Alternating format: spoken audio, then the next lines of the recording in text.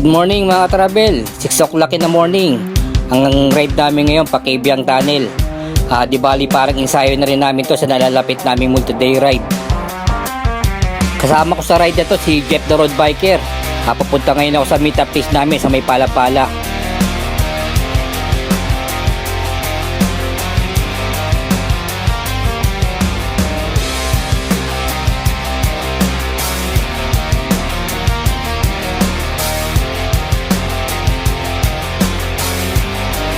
Ayun, si Master Jeff.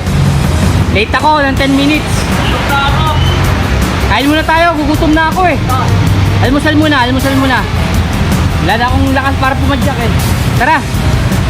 Okay, biyak kami guys, pakibiyak kami. Tara. Ayan, nag-breakfast muna kami rito. Ang ruta namin, dito kami dumaan sa may General Trias to Naik. 7 o'clock in the morning na nag-ride out kami rito sa may Palapala. At ito, binabaybay namin itong daan na papuntang General Trias.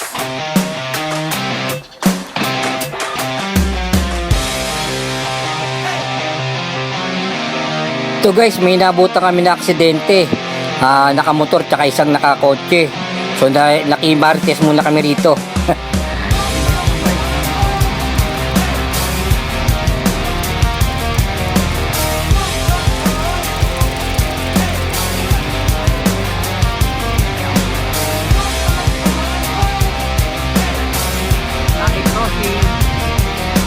Ayun, nandito kami sa may Naik Crossing at papasok na rin kami ng Maragondon at saka Ternate.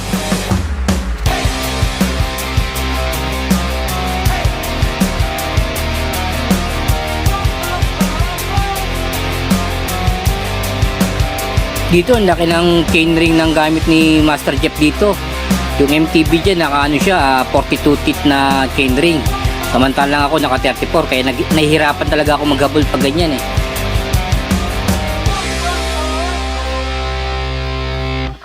Nandito na kami sa may Maragondon. Approaching na kami sa may Ternate. At mag-umpis na rin yung mga ahon dyan.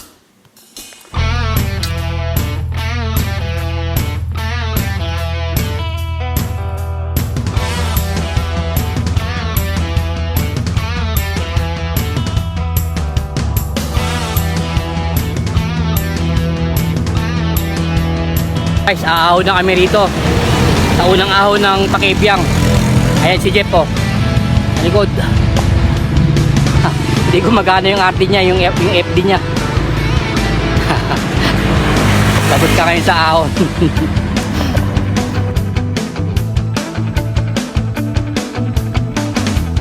Tignan nyo kung gano'ng kamamaw talaga ito si Jeff po. Taka 42 tweet yan ha. 42 ang gamit niya. Inunahan pa ako sa ahon. Mamaw talaga eh. Ako nga ang gamit ko rito, 32 teeth eh. 34, pero hirap na hirap pa ako.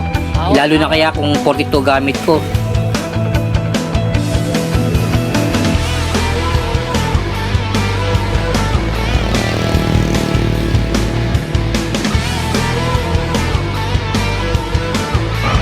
Fresh buko. Pinabayan ako. Diba? Iniwan ako eh. Iniwan ka. Iniwan mo rin ako eh. Alakas nyo pareho eh. Iniwan ako sa ahon. Partida wala nang hindi gumagaling yung FD niya. Naka 42 teeth sa ahon. Malupit. Mamaw.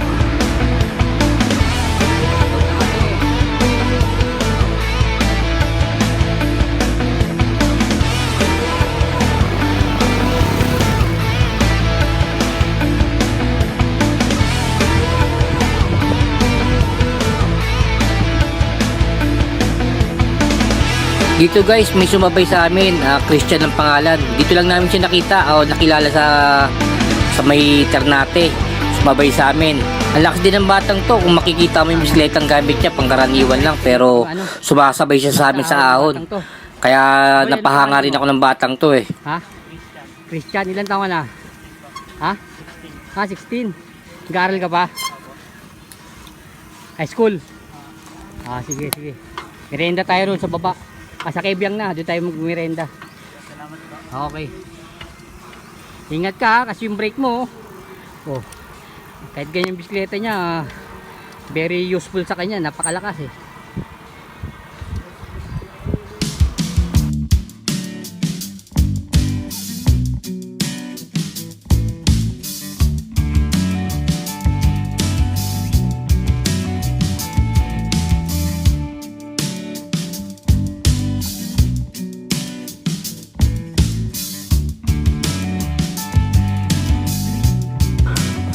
Oh, buko kayo.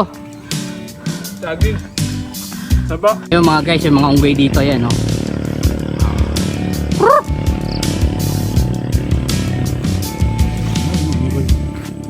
Daming unggoy dito.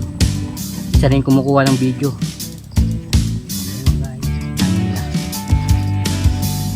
Ayan, oh.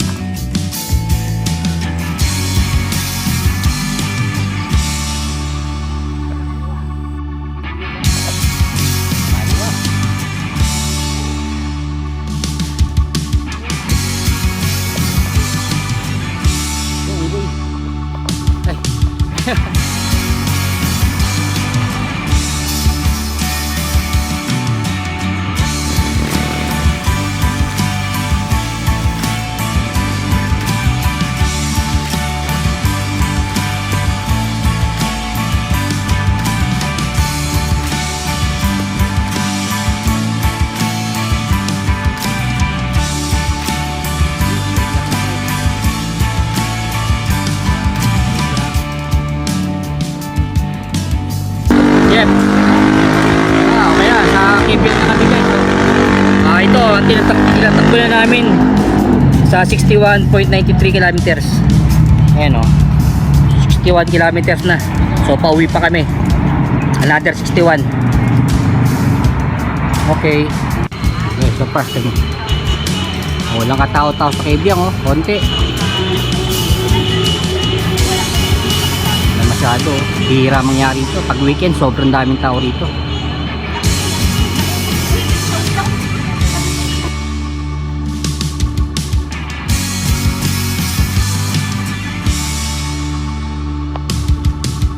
Ayan guys, pauwi na kami.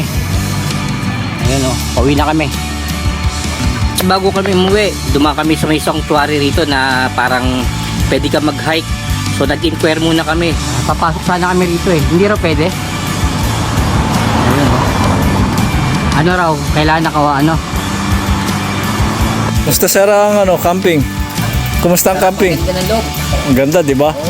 Schedule natin, pupunta rito. Set natin. Bike to hike. Bike to hike. Bike to hike, yun ang natin. Goal sa after Monte Maria. Ito, Monte Maria, no? Kalanganin ng jeep eh. Dumaan kami rito sa DNR pag galing kang Kibyang. Na-curious lang si paring Mike. Gusto niyang pumasok eh. May nakalagay dito na for online booking.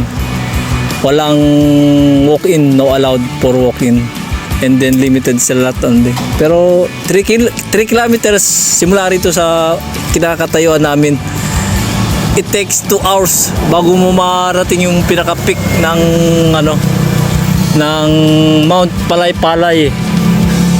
Okay guys, mwah!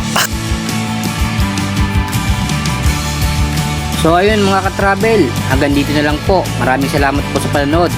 And happy anniversary na rin po. First year, 1 year na tayo ngayon mga ka-travel. Maraming salamat po sa pagsuporta.